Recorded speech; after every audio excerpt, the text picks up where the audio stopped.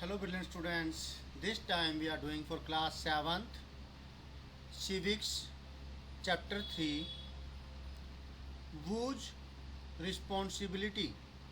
अब ये किसकी रिस्पॉन्सिबिलिटी के बारे में बात कर रहे हैं वो हम अभी पढ़ेंगे। यहाँ पर एमएलए के बारे में बात है।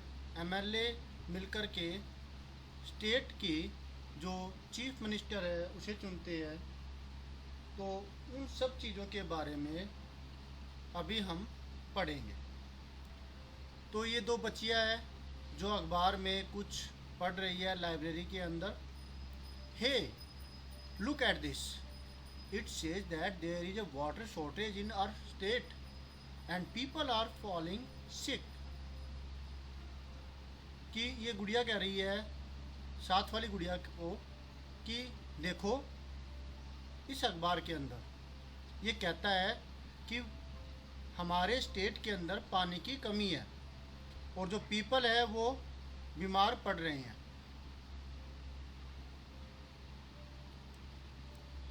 इन many villages people were found to be drinking unclean water, streams have dried up and so have tanks.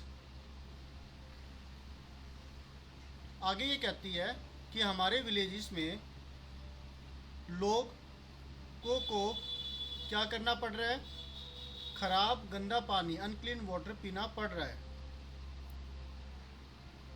Streams जो नदियाँ हैं वो सूख चुकी है और यही बात टैंक्स के साथ है।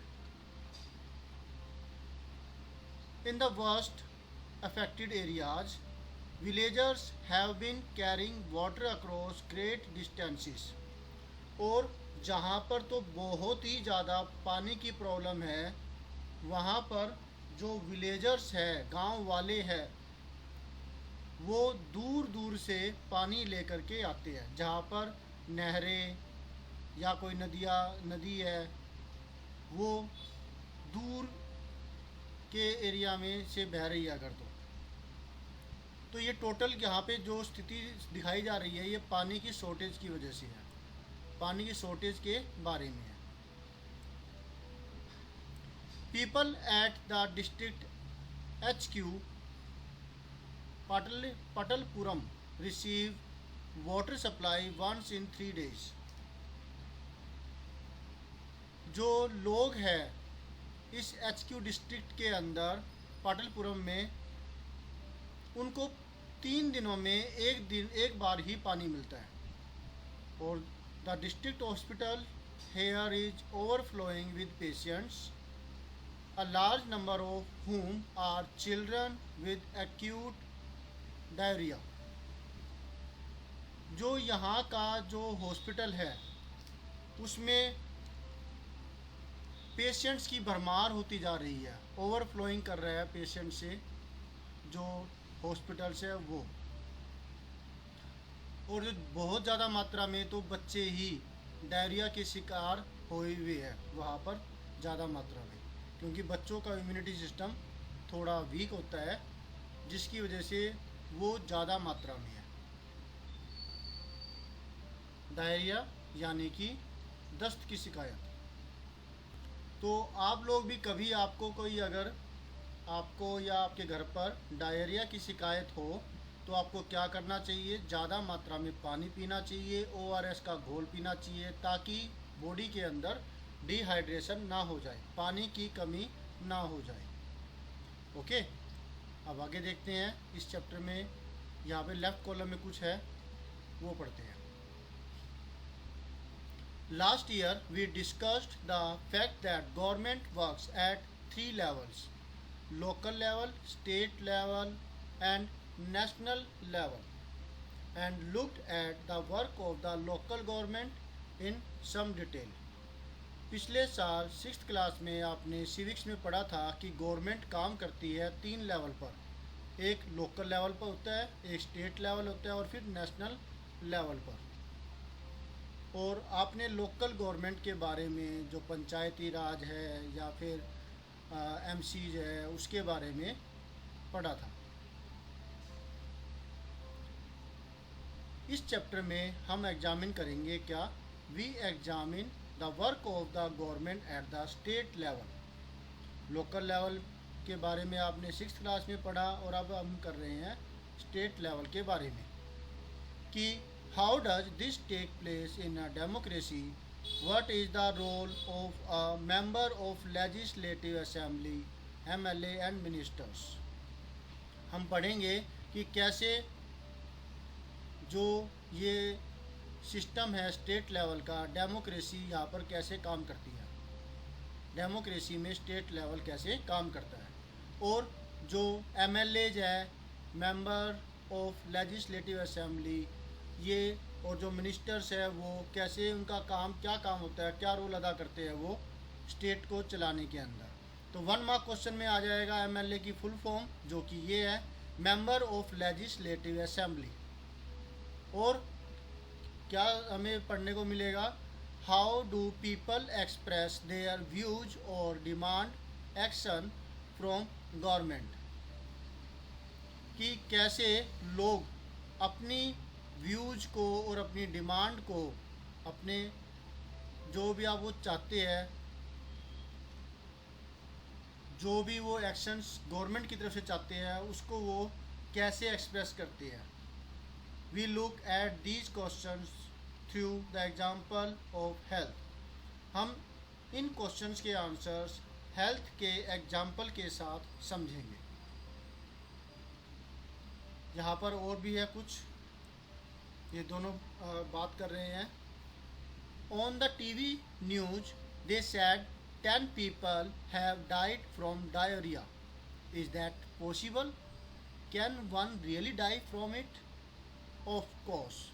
डायरिया एक खतरनाक बीमारी हो सकती है अगर इसको ध्यान ना दिया जाए और इसको अगर हल्के में लिया जाए, और गरीब लोग, उनके पास पीने की पानी की दिक्कत होती है, पैसे की दिक्कत होती है, तो ऑब्वियसली ऐसा हो सकता है।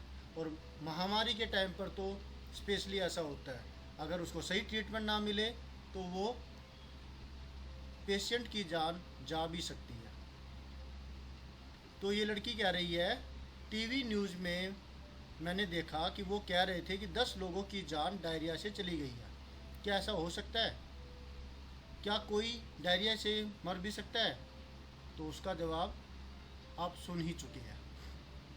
Who knows, just hope I don't get it, कि कौन जानता है, बस सोच ही सकते हैं और मैं इसको नहीं मान सकती, मुझे नहीं पता। उसके बाद उस दोपहरी के टाइम पर वे दोनों लड़कियां जा रही थी साइकिल के ऊपर।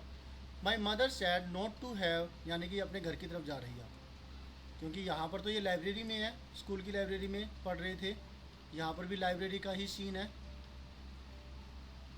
राइट। तो अब इनको ये आगे बढ़ रहे हैं।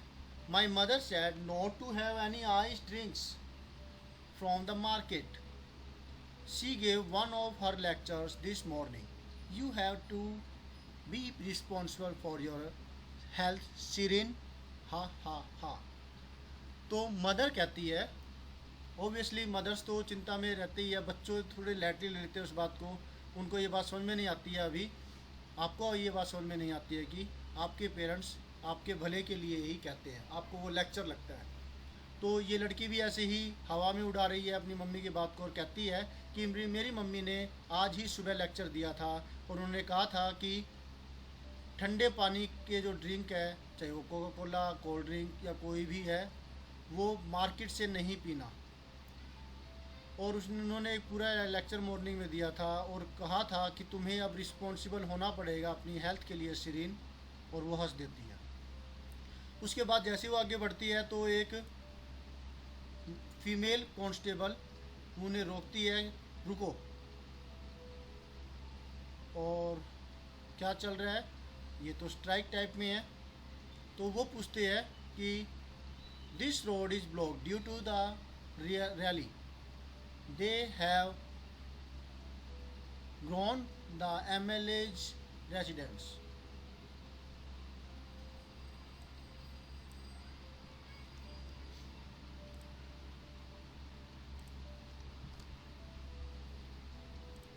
Spheroid.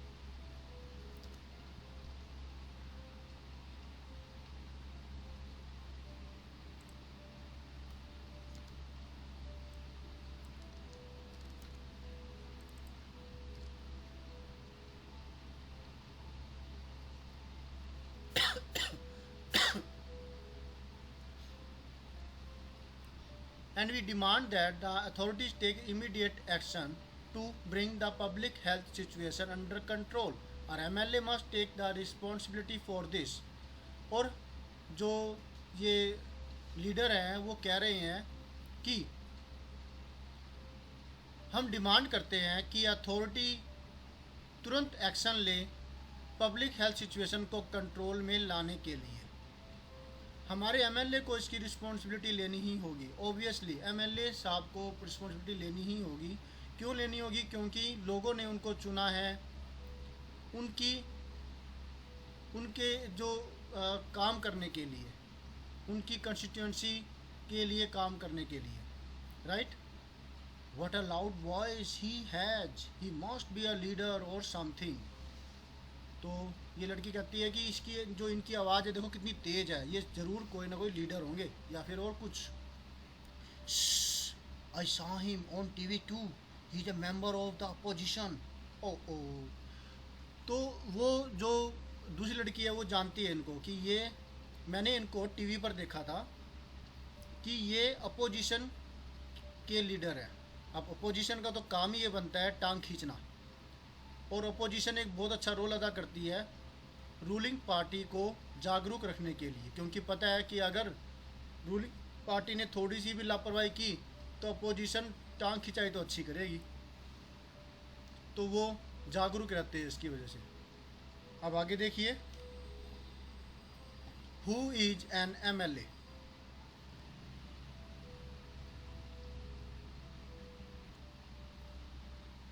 In the above section, you have read about some events and in पटलपुरम। पटलपुरम में आपने ऊपर वाले सेक्शन में कुछ एक्शंस, कुछ इवेंट्स देखे थे। You may be familiar with some official names such as collector, medical officer, etc. But have you heard of an MLA and legislative assembly?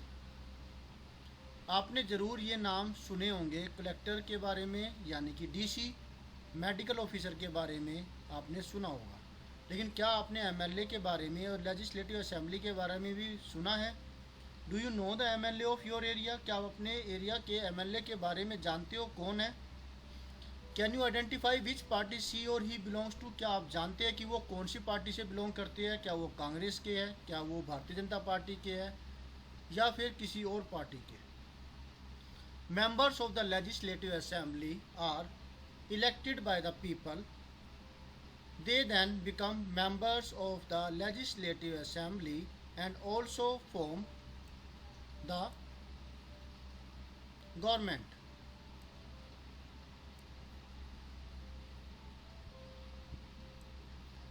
तो जो members of Legislative Assembly MLA है वो लोगों के द्वारा चुने जाते हैं।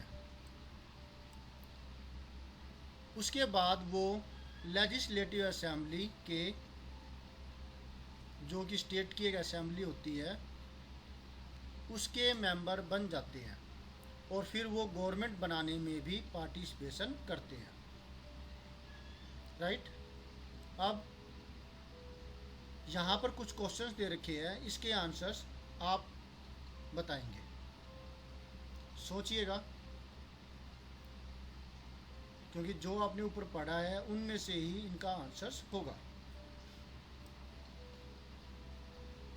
नहीं तो आप मुझसे पूछ सकते हैं, फिर हम देखेंगे।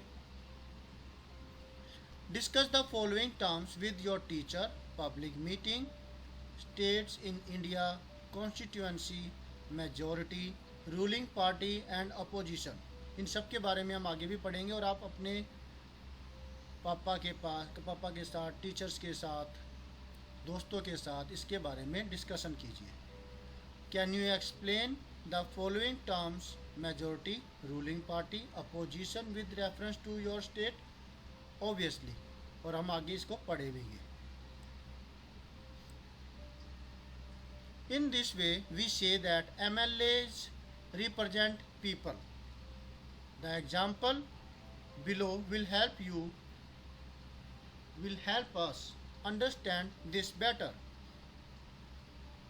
इस तरीके से हम कह सकते हैं कि एमएलए लोगों को रिप्रेजेंट करते हैं। और जो नीचे एग्जाम्पल दे रखा है, इससे आप इसके बारे में, एमएलए के बारे में और ज़्यादा जानेंगे, क्या रोल अदा वो करते हैं गवर्नमेंट बनाने में, या क्या होता है। अब ये एक स्टेट का एग्जाम्पल दे रखा है, उसको देखिए। Every state in India has a legislative assembly. Each state is divided into different areas और कॉन्स्टिट्यूएंसीज। कि हर स्टेट इंडिया के अंदर, हर स्टेट के अंदर एक लेजिस्लेटिव असेंबली होती है और हर स्टेट को डिवाइड किया गया है कुछ अलग अलग एरियाज में, कॉन्स्टिट्यूएंसीज के अंदर टुकड़ों में बांट रखा है। जैसे कि look at the map below. नीचे जो मैप दे रखा है उसको देखिए। ये इंडिया का मैप है और ये जो मैप है ये है हिमाचल प्रदेश का। देखा आपने? नहीं, ये जम्मू कश्मीर का है।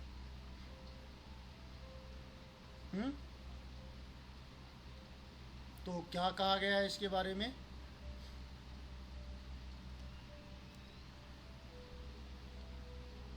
It shows that the state of Himachal Pradesh is divided into 68 assembly. ये क्या, यहाँ जम्मू कश्मीर लिखा पड़ा है और ये हिमाचल प्रदेश बता रहा है। ओके, जम्मू कश्मीर इसके ऊपर है और ये मेन हिमाचल प्रदेश का है। ये पंजाब है इसके साउथ वेस्ट में और साउथ ईस्ट में उत्तराखंड है। तो यहाँ पर हिमाचल प्रदेश का एग्जाम्पल लिया गया है जिसको कॉन्स्टिट्यूएंसीज में डिवाइड कर रखा है और टोटल कॉन्स्टिट्यूएंसी इसमें है 68। From each constituency the people elect one representative who then becomes a member of legislative assembly, MLA. हर एक कॉन्स्टिट्यूएंसी को हर एक कॉन्स्टिट्यूएंसी से जो लोग हैं अपने एक रिप्रेजेंटेटिव को चुनते हैं। उसके बाद जो रिप्रेजेंटेटिव चुना जाता है इन इलेक्शंस के अंदर वो कहलाता है मेंबर ऑफ लेजिस्लेटिव असेंबली, यानी कि MLA. You would have noticed that people stand for elections in the name of different parties. These MLAs therefore belong to different political parties. तो आपने देखा होगा कि जो ये एमएलएज खड़े होते हैं ये अलग अलग पार्टी की तरफ से चुनाव लड़ते हैं और कुछ लोग तो इंडिपेंडेंट भी होते हैं। जैसे दिल्ली से जो पार्टी है उन्होंने अपनी खुद की पार्टी बनाई थी, तो मतलब वो पहले जो पार्टीज थी उनसे किसी से बिलोंग नहीं कर रही थी, उन्होंने अपनी खुद की पार्टी बनाई, आप पार्टी। इसी तरीके से कुछ लोग आज़ाद उम्मीदवार के तौर पर भी खड़े होते हैं। तो कोई ज़रूरी नहीं है कि वो पहले से ही कोई पार्टी हो और उनके नाम पर खड़े हो। ये एमएलए इस प्रकार से अपनी अपनी पॉलिटिकल, अलग अलग पॉलिटिकल पार्टीज़ की तरफ से खड़े होते हैं, उनसे बिलोंग करते हैं। How do people who are MLAs become ministers और चीफ मिनिस्टर?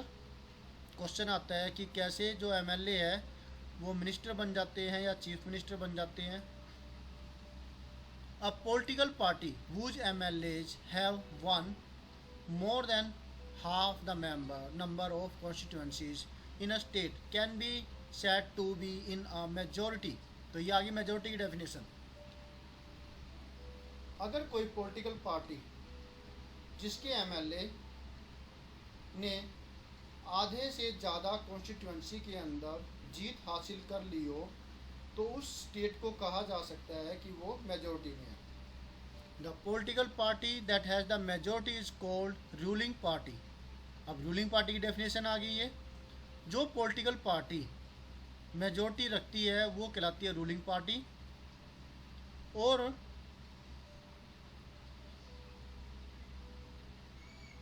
और जो बाकी की जो पार्टी बच गई, ऑल अदर मेंबर्स, जो बाकी के मेंबर्स बच गए जो मेजोरिटी में नहीं हैं, दूसरी पार्टियों से बिलोंग करते हैं, वो कहलाएंगे अपोजिशन।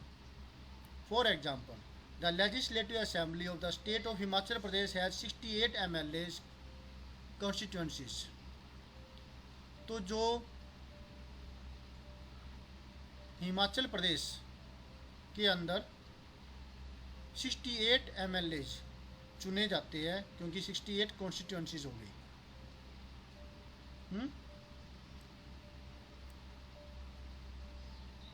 और जो चुनाव का परिणाम आया, इलेक्शन रिजल्ट है, वो ये है। Results of the assembly elections in Himachal Pradesh in 2017। 2017 में जो हिमाचल प्रदेश में इलेक्शन हुए थे, उसका रिजल्ट यहाँ पे नीचे दे रखा है। पॉलिटिकल पार्टी के नाम ये है, और जितने नंबर MLAs इलेक्ट किए गए पार्टी के, वो यहाँ पर है। भारतीय जनता पार्टी के, BJP के थे 44, इंडियन नेशनल कांग्रेस INC के थे 21, communist party of India Marxist इनके 1, इंडिपेंडेंट जो किसी भी पार्टी की तरफ से नहीं थे, किसी भी पार्टी से बिलोंग नहीं करते थे, वो don't belong to any party, वो 2। तो टोटल हुए 68।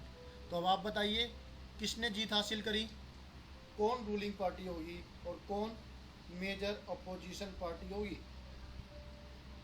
ऑब्वियसली भारतीय जनता पार्टी ने 68 का आधा कितना होगा, 34।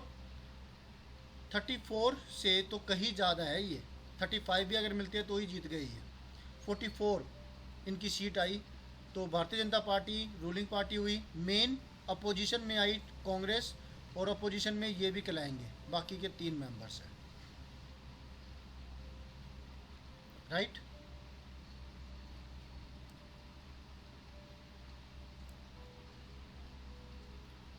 Candidates from various political parties won the 2017 assembly elections and became MLAs।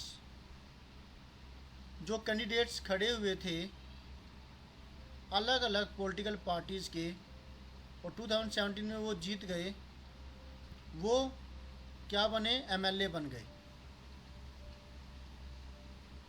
Since the total number of MLAs in the Legislative Assembly is 68, a political party would have needed to have more than 34 MLAs in order to gain a majority। क्योंकि total number of MLAs legislative assembly के 68 है, तो जो political party को कितनी MLAs की जरूरत पड़ेगी, मोर देन 34 से ज़्यादा MLA की जरूरत पड़ेगी मेजॉरिटी को साबित करने के लिए, मेजॉरिटी को गेट करने के लिए। तो भारतीय जनता पार्टी को 44 MLAs मिले, तो उनकी मेजॉरिटी हो गई और वो बन गई ruling party. All other MLAs became the opposition. In this case, the Indian National Congress was the major opposition party since it had the largest number of MLAs after the BJP। तो इस तरीके से आपने देखा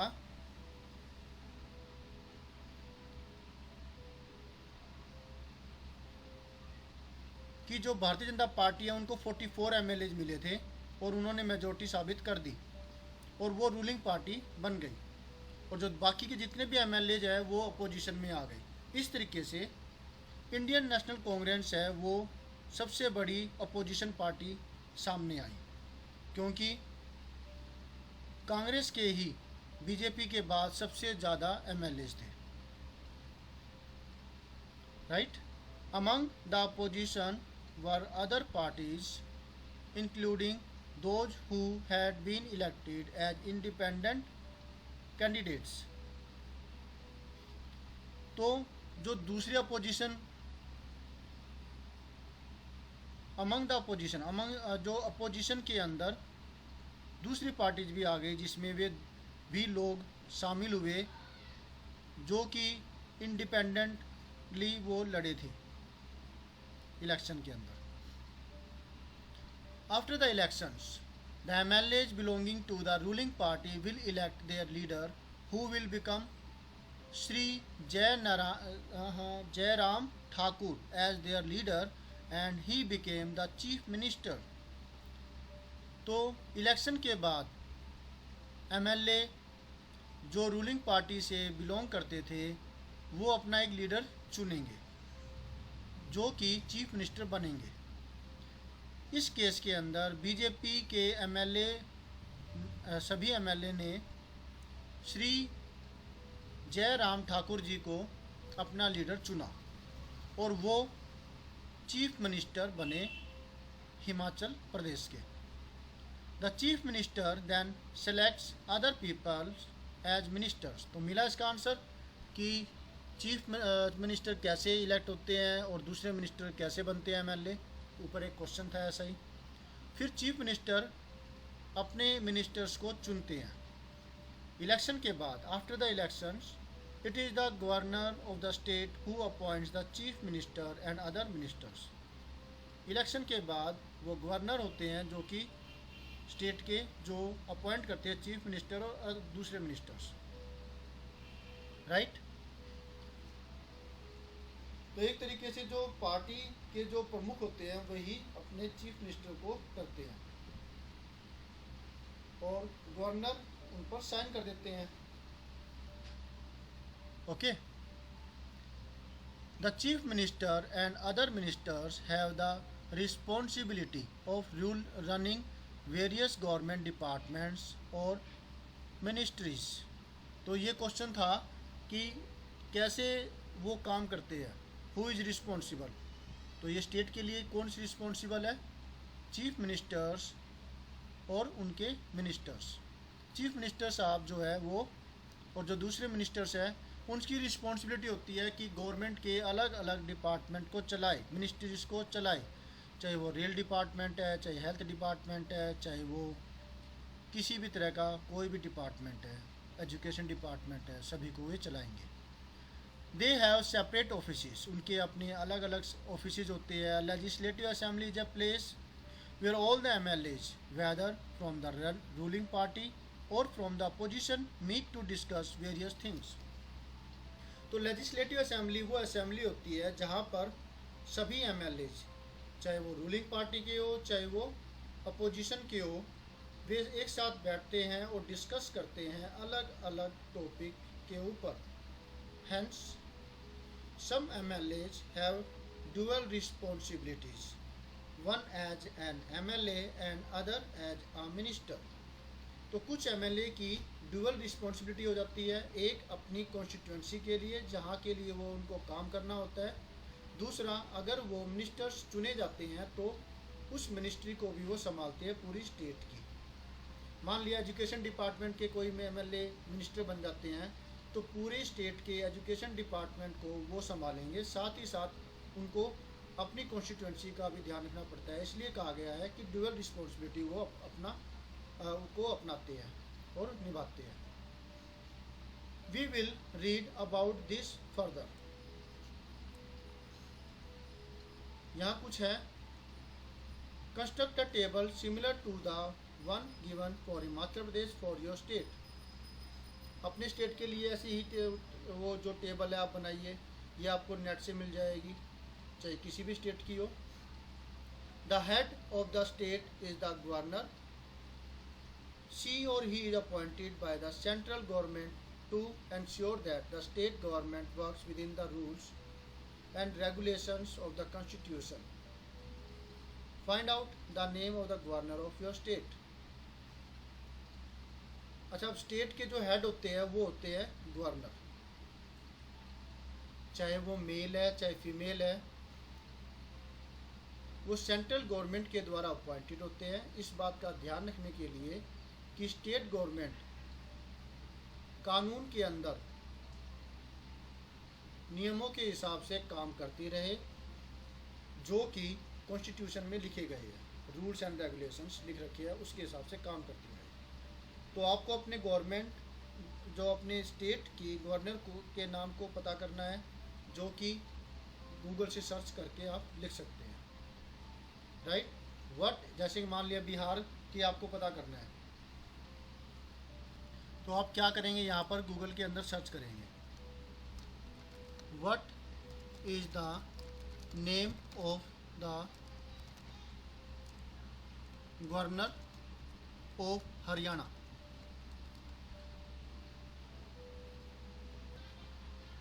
तो ये लिखने के बाद आप एंटर कर दीजिए, तो ये यहाँ पर आ गया नाम इनका, सत्यदेव नारायण आर्यन जी, ये गवर्नर है 2018 से, और इनका सारा डाटा यहाँ आ चुका है। तो इसी तरीके से आप अपनी स्टेट का नाम लिख करके सर्च कर सकते हैं। Okay, at times the ruling party may not be a single party but a group of parties working together. This is called coalition. तो जो ऐसी पार्टी बनती है जो कि एक रूलिंग पार्टी के अंदर, मान लिया कि कभी बहुमत साबित नहीं होता, 34 की बजाय 30 मिलती है, तो 4 किसी और पार्टी के लेने पड़ेंगे। तो ऐसे में जो पार्टी बनती है, गवर्नमेंट बनती है, वो होता है कोalition की गवर्नमेंट, जैसे हरियाणा में इस वक्त बनी हुई है। यहाँ पर कोalition पार्टी बनी हुई है बीजेपी और जेजेपी की, दुष्यंत चौटाला और श्री मनोहर लाल खट्टर, इनका गठबंधन है, कोalition की पार्टी बनी हुई है। डिस्कस विद योर टीचर, तो आप इस चीज़ को अपने टीचर के साथ अगर और ज़्यादा जानकारी पाना चाहते हैं तो उनसे डिस्कस कर सकते हैं। अब ये डिबेट आ रही है, इसको हम पढ़ेंगे, इसको हम देखेंगे नेक्स्ट वीडियो में। वीडियो वैसे काफ़ी लेंथी हो चुका है, तो ऐसे ही पढ़ते रहिए, समझते रहिए। मिलते हैं हम नेक्स्ट वीडियो में इसके आगे के पार्ट के साथ। Always have a great time, bye.